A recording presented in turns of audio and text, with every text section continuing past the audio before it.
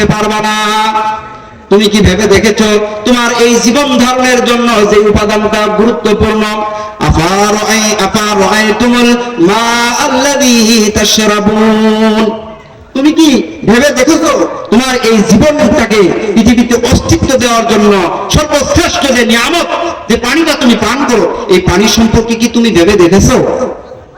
আনতুম আনজালতুমুহু মিনাল মুসনি আম নাহনুল মুনসিলুন, এই পানি আসমান থেকে মুষলধারে তুমি বর্ষণ করো না আমি বর্ষণ করি? বলুন তো কে বর্ষণ করে? আল্লাহ সুবহানাহু ওয়া তাআলা। ওই আল্লাহ তাআলা বলতেছেন, দুনিয়ার মানুষ, আমি আল্লাহ তাআলা যদি সেই সমুদ্র থেকে লবণাক্ত পানিটা আকাশে নিয়ে ওই লবণাক্ত পানি ছাড়তাম, তাহলে কি পান করা কষ্ট হতো না?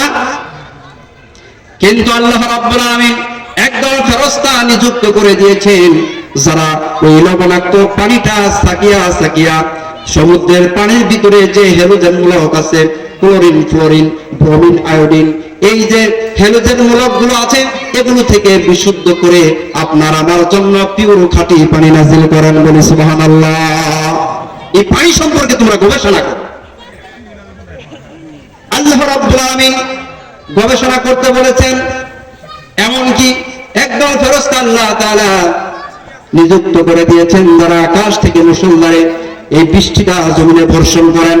وأنزلنا من السماء ماء سجدا لنخرج به حبا ونبتا وجنات ألفافا। আমি আল্লাহ তাআলা তোমাদের জন্য আকাশ থেকে, আসমান থেকে মুষলধারে বৃষ্টি বর্ষণ করি এবং এই জমিনকে উর্বর করে দেই এবং এই জমিনে আমি শস্য দানাগুলো উৎপাদন করি। বলি সুবহানাল্লাহ।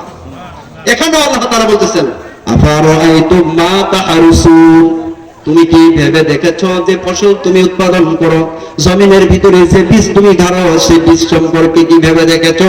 দুনিয়ার মানুষ, আআনতুম তাজরাউনাহু আম নাহনুজ জারিউন, ওই ফসলটা তুমি উৎপাদন করো না আমি উৎপাদন করি? কে উৎপাদন করেন?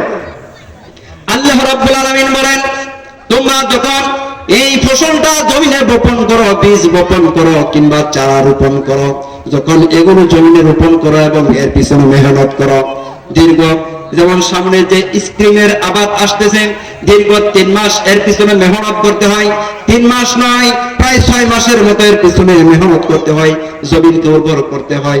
আল্লাহ পাক রব্বুল আলামিন বলেছেন, এই ফসলটা যখন তোমরা উৎপাদন করে সবুজ শ্যামল হয়ে যায়, শস্য দানাগুলো আসবে আসবে এমন অবস্থায় হয়ে যায়, আমি ইচ্ছা করলে সেই সময়ে জমিনের সঙ্গে মিশিয়ে দিতে পারি কি পারে না? আল্লাহ রাব্বুল আলামিন বলেন, বান্দারে তোমরা যে বলবা আমরা ঋণের চাপে পড়ে গেলাম, আমরা মাহরুম হয়ে গেলাম, বঞ্চিত হয়ে গেলাম আল্লাহর নিয়ামত থেকে, তোমরা যে কথাটা বলবা, মনে যেই কষ্ট পাবা, এই কষ্টটা লাঘবের জন্য আমি আল্লাহ রাব্বুল আলামিন ওই শস্য দানার উপর আশা অনুরূপ ফল দান করি। বলি সুবহানাল্লাহ। এটাও আল্লাহর নিয়ামত। আল্লাহ তাআলা বলতেছেন, তোমরা যে আগুন জ্বালাও, আগুন দহন করো, এটাও তো আপনার আমার জন্য খুব গুরুত্বপূর্ণ প্রয়োজনীয় জিনিস না? আল্লাহ তাআলা বলতেছেন, তোমরা যে আগুনটা প্রজ্বলন করে, এটা সম্পর্কে কি ভেবে দেখেছো? আনতুম আনশাআতুম শাজারাতাহা আম নাহনুল মুনশিউন, এই কাঠ যে দ্রাজ্য পদার্থ, শুকনো যখন হয় কাঠটা, এখানে কার্বন জাতীয় পদার্থ আছে এবং দ্রাজ্য জাতীয় পদার্থ যে আগুন জ্বলতে সাহায্য করে। আল্লাহ তাআলা বলতেছেন, ওই কাঠের ভিতরে এই যে দ্রাজ্য পদার্থগুলো আছে, এগুলো আমি সৃষ্টি করছি না তোমরাই সৃষ্টি করছো? কে সৃষ্টি করছে?